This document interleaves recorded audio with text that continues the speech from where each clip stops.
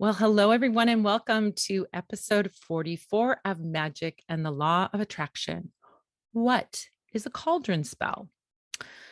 Double, double, toil and trouble, fire burn, and cauldron bubble. Yep, Shakespeare said that. And we have a big association with witches and cauldrons. So, what is that about witches and cauldrons?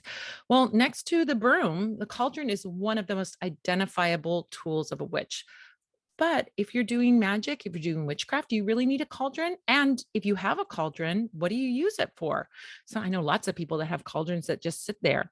So we are going to talk about using your cauldron in your magic. And in this episode, I'll be breaking down that history of the cauldron, mystery of the cauldron, and the magic of one of the most useful things a witch can own. I'll teach you what cauldrons are used for, how to choose one, and why, even in the 21st century, a cauldron is an indispensable magical object. But before we get to that, I got a couple of announcements to make. The first announcement is that I have a new podcast that's going to launch very, very soon. Starting next week, actually, episodes will be coming out every week for this podcast, every other week for this podcast, because I have a new podcast that I'll be hosting on Slavic witchcraft called Baba Yaga's Magic. And that will be launching the week after this one comes out. So you want to stay tuned for that. Subscribe, of course, and follow that one. And every other week, every 2 weeks, I'll have one and then the other. Every week, I'll have one and then the other. And every 2 weeks, if you listen to just one. So we'll still be coming out with a podcast episode every week. It's just that they're going to be split up between this one, Magick and the Law of Attraction, and Baba Yaga's Magic, which is the new Slavic magic podcast that I'll be launching. So stay tuned for that. Another announcement coming up is that we have the February Leo full moon love bath spell kit and workshop, and going on sale on January 25th through 31st. If you don't know about spiritual baths, they are foundational magical skills, foundational magical skill for cleansing, healing, empowering, and blessing yourself. And in this workshop, this hands-on workshop, you'll not only get a kit, but you'll meet with me and you'll learn how to create a bath spell from scratch.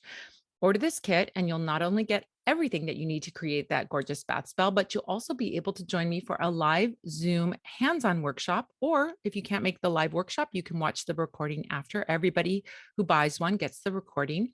And I'll teach you how to make baths of all kinds. And in particular, we're going to make a self-love bath for confidence, empowerment, and attraction. I mean, it's the perfect Leo full moon thing to do. So you can add that bath to part of your magic for your March Pisces new moon heart of love spell kit. So I always say that self-love is the foundation of inviting in good relationships. And so we're going to make a self-love bath to go with the March Pisces new moon heart of love spell kit. So if you order that February Leo New Moon Love Bath Spell Kit and Workshop, you'll get a spell kit that includes special magical salts, herbs, and oils. And then you'll have access to the live Zoom full moon workshop with me on February 15th. You'll also get the recording of the full moon workshop to watch later or to download and keep forever. And as an extra bonus, you'll get lifetime access to the full moon and new moon spell group. It is a private online forum where you can share your spells with a supportive group of magical practitioners. It's super secret. It's not on Facebook. It's not anywhere else. It's its own thing. And it is so magical and so cool. So I hope you'll join me for that beautiful Leo full moon love bath spell kit and workshop. It goes on sale January 25th until the 31st, and then doors close on the 31st. So let's jump into today's topic now and talk about what the different kinds of cauldron spells are and why you might want to get a cauldron and start working with it magically. So first of all, let's talk about what is a cauldron. Well, I brought my cauldron for show and tell. I brought two actually. So this is one of my very, very old cauldrons. And it's great to show this if you're watching the video. It is a heat conducting and fire resistant kettle or pot. Now, most cauldrons that we see are made out of cast iron, but they can also be made out of other metals such as brass or bronze. They can be used for boiling water in, just regular old times, a cauldron was used for boiling water, for washing clothing, and of course, for cooking. Now, the magic of the cauldron, of course, is that it was an everyday item, but it was a magical item hidden in plain sight. I love magical items hidden in plain sight. It's like you can do your magic and nobody's any the wiser. Now, the cauldron as a cooking item and as an everyday item was used for those things: boiling water, washing clothing, cooking, all kinds of things like that. But as a magical item, it has great significance. First of all, let's talk about the symbolism of a cauldron. Cauldrons are used in magic of transformation. When we want to transform something, we want to change something. And isn't that what magic and spells and witchcraft is all about? Is changing something in the direction we want it to change, right? So a cauldron was seen as a tool for transformation. The shape of the cauldron, that rounded shape, is very reminiscent of the womb, right? You put something in, and then 9 months later, you get a baby, right? So the same thing with the cauldron. You put something in and something else comes out, right? You put dirty clothes in, you wash them, you take them out, you got clean clothes. You put some vegetables and some water and some spices and some, proteins, and then you cook it and you get a delicious soup. So it really symbolizes that amazing transformation. It also is like a portable altar, we would call it. Doreen Valiente, who is a famous British witch from the mid 20th century, said that the cauldron is an all-in-one altar because it contains all four of the elements. It needs water to fill it. So there's the water element. You need fire to heat it, fire element. Herbs and plants to cook with, that's the earth element.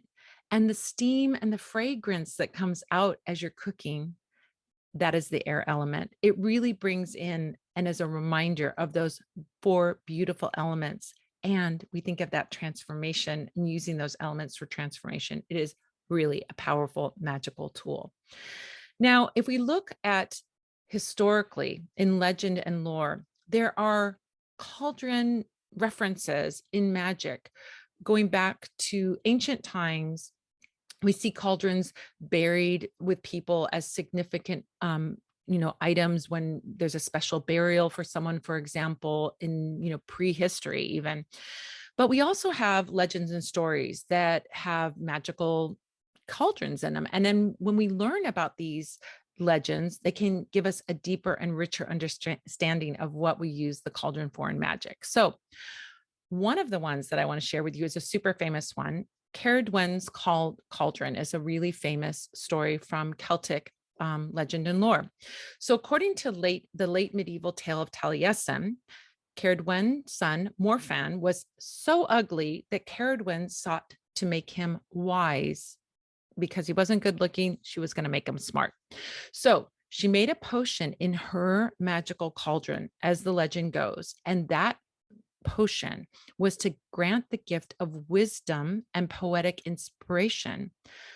And that's what she was working on. Now, this potion in this cauldron had to be boiled for a year and a day. Well, she wasn't going to sit there for a year and a day. So she got a blind man to tend the fire, and she got a young boy, Goyan, to stir the potion over the year.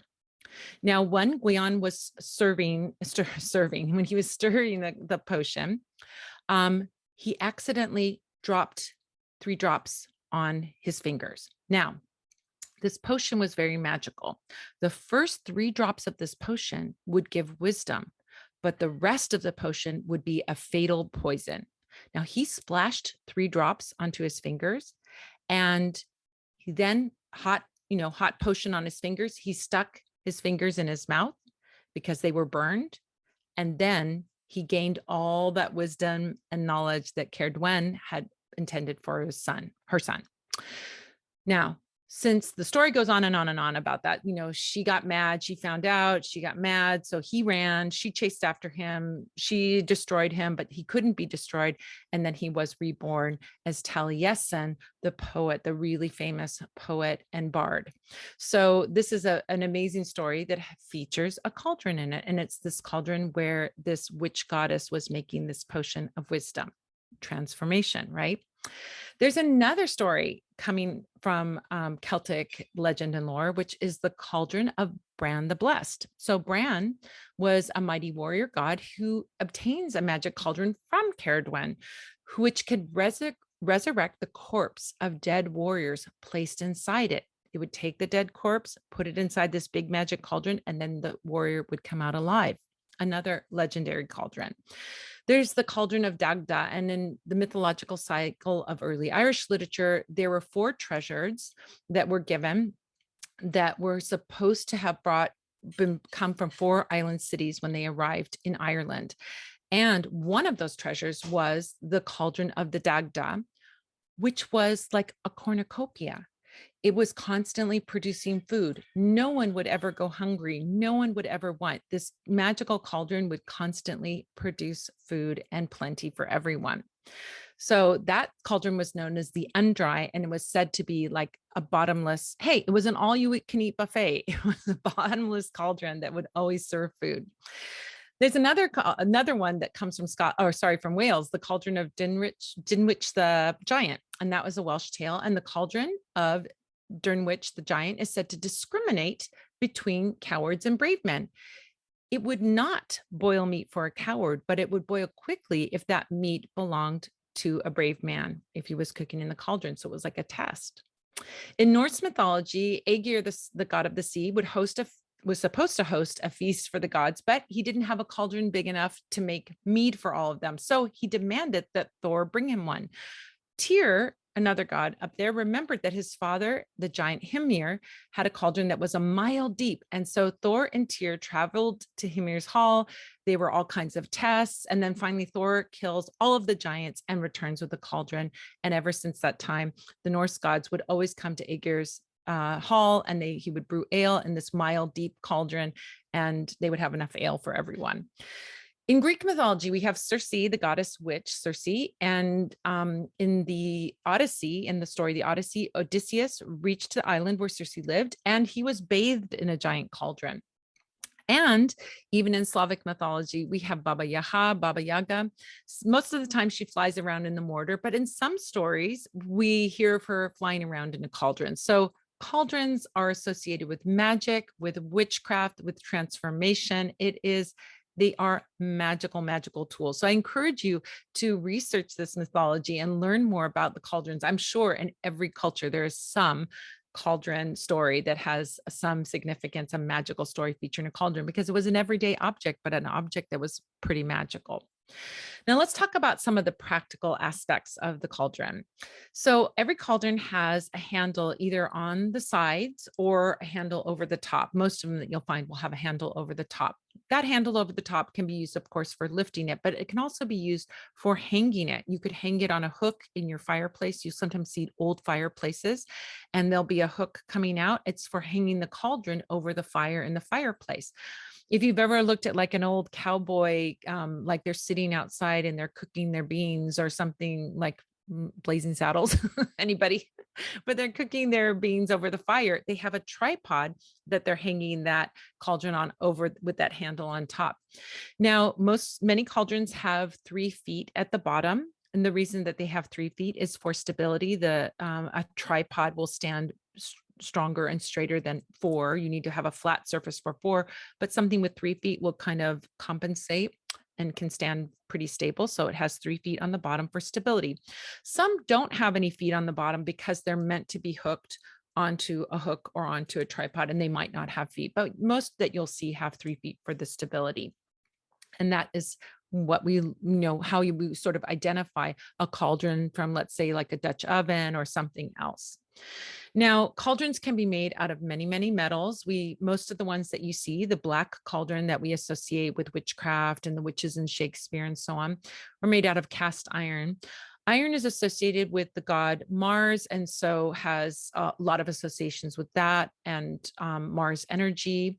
But we also see cauldrons made out of other metals. There can be copper cauldrons, which can be associated with the goddess Venus.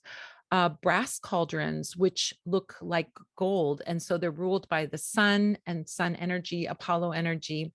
And really are used oftentimes to invoke prosperity. They're beautiful. We have a brass cauldron in our shop that has a pentagram on it, and it's super cute and magical and golden. So golden and beautiful.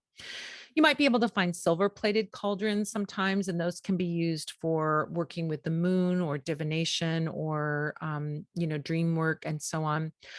You can also find bronze cauldrons, and those are made from copper and tin. And tin is associated with the god Jupiter, which is about bounty and plenty. So you can find lots of different cauldrons made out of different materials, but the vast majority of the ones that you're going to find are going to be made out of cast iron. Now, when you're choosing a cauldron, if you don't have a cauldron and you think now, wow, I really want a cauldron, I want to learn how to work with it, you're going to have to choose one. And there's lots of choices that you have. The first thing, you want to choose one that has a size that works for you. We have ones that are teeny tiny cauldrons that are, about, I don't know, size of a softball, maybe even smaller. We have teeny tiny ones, and those are great for doing things like burning incense, or maybe you light a little candle inside of it or something like that. Going up to larger ones for making potions and brews. Now, the biggest one we have at the shop is probably around 6 or 7 inches in diameter, maybe 8 inches in diameter, but there's bigger ones and bigger ones. And as you get to those bigger ones, they can get quite pricey and quite pricey to mail because they're very heavy. But you can find one that's certainly a good size for making a potion or a brew would be a 6 or an 8 inch in diameter cauldron. That could work great for that. So you might want to choose a size depending on what kind of magic you want to do with your cauldron. So that is one consideration when buying one or looking for one. You might want to have one with a lid. Not all cauldrons come with a lid, but a lid can be helpful. If you're doing containment magic, which we're going to talk about in a second, you may want to have a lid to sort of contain everything. But if you're working with fire inside your cauldron, that lid comes in really handy, because if things get out of control or you want to snuff something out, you just put that lid on top and it will cut off the oxygen and snuff out your fire in your cauldron. So that lid can be very helpful. Some people want a lid, some people don't want a lid, but those are the reasons you might want one. Now, one of the things that I do recommend is, if you work with a cauldron, that if you plan on cooking foods or potions or something edible, that you have one cast iron cauldron just for things that you will be using for making things that you will eat or drink, and you don't use it for anything else. And then you have another cauldron for working with incense or grinding herbs or doing other things that aren't necessarily going to be eaten. So have one if you're going to make things that are edible, have one just for edible things and designate it for that, and have one for everything else. Or you might even want to have one, lots of cauldrons and have ones for different things. This one's for candles, this one's for storing things in, and this one's for that, and so on. So, but at least if you're going to be cooking foods or potions, you want to have one that's just simply designated for that. Now, in a minute, I'm going to tell you how to care for a cauldron and how you can use a cauldron in your magical practice. But after listening to this, if you have some questions about working with a cauldron, well, I've got some exciting news for you. There's a way that you can meet with me for free and ask me your questions about spells, the law of attraction, spirituality, witchcraft, Slavic folk magic, spirits, divination, and more. Join me on Sundays for the live podcast recording and for the extra bonus content, a live Q&A after the podcast. It's absolutely free to join. All you have to do is be a member of the Spell Squad. And to do that, all you have to do is sign up at spellsquad.com. It takes place every Sunday, except for the first Sunday of the month at 5 p.m. Pacific, 6 p.m. Mountain, 7 p.m. Central, and 8 p.m. Eastern. If you want to see past episodes, you can check them out on my YouTube channel, which is youtube.com/Madam Pamita, or you can listen to the podcast by going to magicandthelawofattraction.com, or by finding it on iTunes, Stitcher, Spotify, or your favorite podcatcher. So go ahead and go over to spellsquad.com, sign up today so you can join the Spell Squad, get a ton of free goodies, and join me with a cup of tea and download some deep spiritual knowledge. It's always fun in our little clubhouse, and I would love to see you there. So now let's talk about how you can use a cauldron in your practice. So the very, very first thing when we're thinking about working with a cauldron magically is you want to think about it as a tool for transformation and abundance. When we look at those legends from the past, they're about transforming things and about abundance. Now, so when you start to think about, oh, this spell is a spell of change and transformation, or this is a spell for abundance, you can think about incorporating that cauldron into your spell. Now, there's lots of ways that you can use it for these kinds of spells. You could use a cauldron as a container, simply a container. It could be a container where you put little slips of paper with your wishes on it. It could be a place where you put magical items to be cleansed or charged. You could, for example, put a bunch of coins in your cauldron to bring prosperity. Or you could simply use it as storage for your magical items. Maybe you've got crystals, or you've got a set of runes, or you've got something and you want to have a cute place to store it. Your cauldron can be that. Of course, a cauldron can be used as it was meant to be used for cooking. So you can cook potions and teas in a cauldron. You can also cook foods and other things in a cauldron. And that way of working is very magical and really has a feeling of that you're making something quite magical when you use it that way. You can use a cauldron. What it's really good for is for burning things. A cauldron is heat safe. It won't catch on fire, right? So you can burn incense in a cauldron, you could burn candles in a cauldron, you could burn petition papers in a cauldron. A beautiful spell is to write something that you don't want anymore, something that you want to banish, and then you burn it in the cauldron, right? Beautiful spell, beautiful way to work with it. And it's for transformation. You can also use water in a cauldron. You can wash and cleanse things in a cauldron full of water, but you can also use a cauldron, especially a black, beautiful black cast iron cauldron. You can use it for scrying, which is to look like you look in a crystal ball and to meditate, to go into a trance state and to get information or see images. A beautiful scrying tool. Cauldrons are great.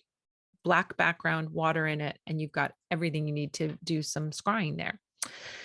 Another thing that you can work with, and another way that you can work with your cauldron, is to use it as a planter. If you're really working with earth energy and you want to perhaps use it as something where you are planting a plant in it, put some earth in it and do it that way. That can be a gorgeous way to work with it as well. So if you're going to work with it these different ways, as I said before, make sure you have a different one for your potions and your food than everything else. Everything else, you can sort of clean it out and use it for the thing that you want. But definitely with potions that you're going to be eating or food that you're going to be eating, you want to have a separate cauldron for that. Now, when you're working with a cauldron, there's a sort of tradition that goes in a lot of, magical practices across culturally of stirring something sunwise or clockwise for invoking and stirring something counterclockwise or widdershins for banishing. So if you're doing a spell and you're making something in your cauldron and you're stirring in your cauldron, stir clockwise if it's something that you're bringing in, stir counterclockwise if it's something that you want to release or get rid of. Now, let's talk about some practical things here. You've got to care for your cauldron. So when you get a new one, you may want to cleanse its energy when you get started. So when you do that, I'm sorry, okay. So when you do that, you want to start by using salt, or you can fumigate it by burning herbs. So that can be a fantastic way, to burn your herbs around it. If you have a smudge stick or an herb bundle and you can burn those herbs around it to cleanse it, you can also put salt on it to cleanse it. You can put water on it to cleanse it. And you can put heat on it to cleanse it. All of those things, you could burn fire in it, for example. You could put it in fire. You could put water in it. All of those things would be great for cleansing its energy when you first get it. Now, it's not quite so, I don't get fussy about cleansing and cleansing magical tools, but if, let's say, somebody touched it, or let's say you got a used one, you found one at an antique store and you don't know where it came from or if it had some funky energy or not, I would definitely recommend, if it's been used before, to cleanse it in that way so that you have a fresh start with it. Now, if you have a cast iron cauldron, you want to do some seasoning of that cast iron. Seasoning means that cast iron, if it's unseasoned, will rust very easily. Just the moisture from the air will cause it to rust. That's true of a cast iron cooking pan. That's, a skillet, or of course a cauldron as well. So to season a cast iron cauldron, if you're going to be using it and if it's going to be in contact with moisture, or you're going to be putting water in it, or if it's, any of that, you're going to want to season it. So seasoning helps create that natural coating that allows it to not get rusty. So rub it with some cooking oil. When you get your brand new cauldron, rub it with some cooking oil and put it in an oven at about 300 to 375. Put it on a cookie sheet so if the oil drips off, it doesn't go and make a smoky mess. And then put it in there for about an hour. Bring it out with an oven mitt because it's going to be really hot, and then let it cool down. And then after it's cooled down, just rinse it with water. When you have a seasoned skillet or a seasoned cauldron or anything that's cast iron that's seasoned, you don't want to scrub off that seasoning. So you just want to wash it with water and like a little scrub brush. You don't want to use soap on it because your soap can wash off that layer of grease that's protecting it. So you don't want to do that. Now, another consideration is so many times we're working with cauldrons and fire because they are heat containers, right? So they're great for doing things like lighting incense or lighting a fire. So when you're using a cauldron and you're lighting something fiery in it, that cast iron can take a while to heat up. But if you're doing something like for a long time, burning a fire for a long time, that cast iron can get hot. So if it's not hanging on a tripod or a hook, if you have fire in it and you're putting it on something, make sure that you put it on something heat proof. That could be like a trivet or a ceramic or a stone tile or something like that, something that's going to prevent it from burning and getting hot on your wooden table or, ruining something underneath. So that would be a great thing to put there. Now, there's so much more about, oh my gosh, there's so much more about cauldrons. There's a couple of books that I recommend that if you want to know more about cauldrons, I recommend that you go to my site, and there's a couple of books that I recommend. One is The Witch's Cauldron by Laura Tempest Sackroff. The other is The Flame in the Cauldron by Orion Foxwood. Now, Laura's book, The Witch's Cauldron, is purely about cauldrons. It talks about the history, lots of spell directions on ways that you can work with cauldrons, and lots of information simply about cauldrons. In Orion's book, The Flame in the Cauldron, there are some really cool and interesting spells that you can do with cauldrons, but it's not the focus of the book. It's really about magic in general, but he does have some amazing spells in there to work with cauldrons. Now, at this Parlor of Wonders, we also have some cauldrons, lots of different sizes, super small up to pretty big. We have cast iron ones. We have a brass one. We have ones with lids. We have ones that have like a pestle, and you can use it like a mortar and pestle. So there's lots of options for you, and you can check out those cauldrons at the Parlor of Wonders. Also, a cool thing that we have at the Parlor of Wonders, we have a Cauldron of Magick candle and a Cauldron of Magick spell kit. So if you want to do some cauldron magic and some transformation magic, because that's what that spell is all about, you can do it on your cauldron candle, write what it is that you want to get rid of or what you want to bring in and what transformation you want to create. So I recommend checking those out. We've got both those books, The Witch's Cauldron, The Flame in the Cauldron. We've got cauldrons in all sizes, and we have Cauldron Candle and a Cauldron of Magick spell kit. So check them out at the Parlor of Wonders. All right. Well, that about does it for this episode of Magic and the Law of Attraction. If you would like to get even more info about magic and spells, then check out the Learn page over at the Parlor of Wonders, where you will find a ton of free resources, including workshops, blog posts, how-to guides, how-to videos, past podcast episodes, and of course, the way to join me live over Zoom for the Magic Q&A Tea Party every Sunday at 5 p.m. Pacific, 6 p.m. Mountain, 7 p.m. Central, and 8 p.m. Eastern. Just go to parlorofwonders.com and click on the Learn tab to see all the goodies there. I want to say thank you to all the Spell Squad members out there who have subscribed to and shared this podcast with your friends. And I want to say a special thank you to the folks who have left reviews on iTunes and Stitcher. Those reviews really help get the word out there to the wider world about the podcast, and I appreciate you taking the time to do them.